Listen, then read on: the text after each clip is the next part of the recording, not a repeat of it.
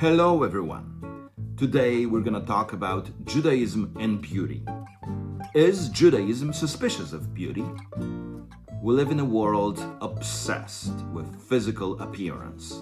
Instagram filters, all kinds of cosmetic enhancements, perfect lighting, perfect bodies. Beauty is currency. And if you grew up religious, you may have absorbed a subtle message.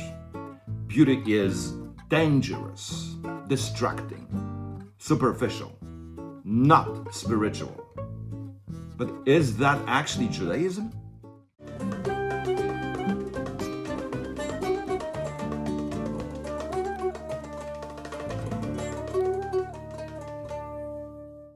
Let me start with something that may be surprising. The Torah in the Hebrew Bible repeatedly tells us when someone is beautiful.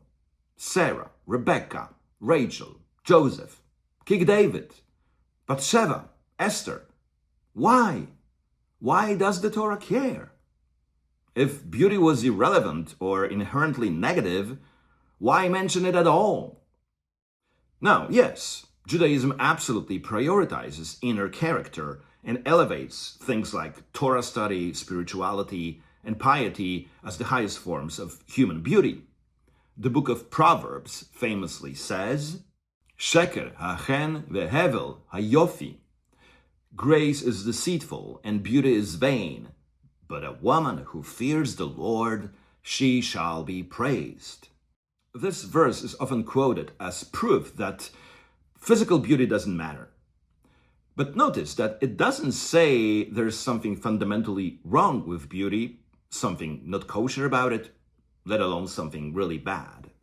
All it says is illusory, fleeting, maybe vain. So, Judaism does not reject physical beauty, but recognizes it as a part of the world and human life.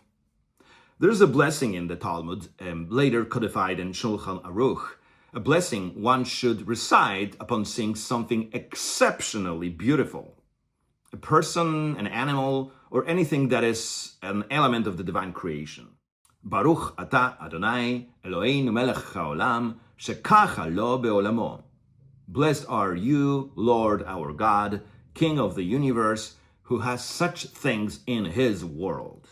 Think about that. When we see something truly beautiful, we are supposed to pause, appreciate it as a reflection of the divine, and say a blessing.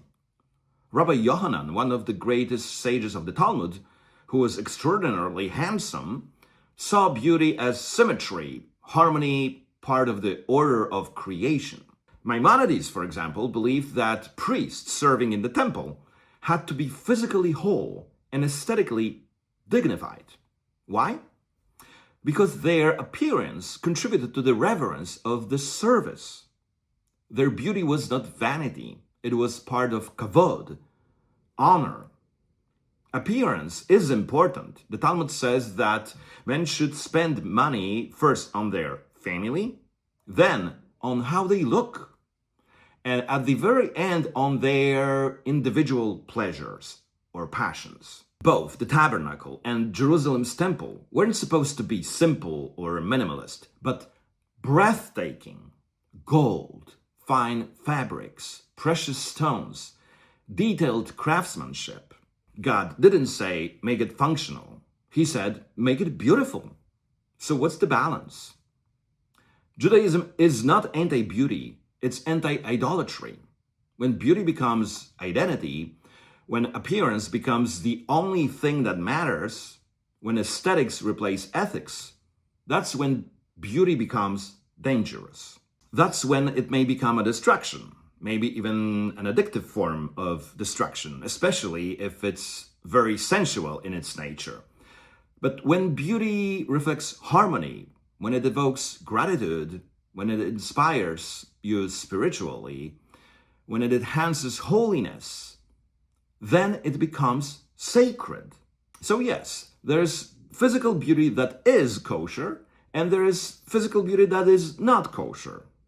The one that enriches you intellectually, spiritually, is most likely kosher. The one that does not is probably not. especially if it steals your time or attention. The rest is a matter of individual preferences. You should figure out yourself. Thank you for joining me today.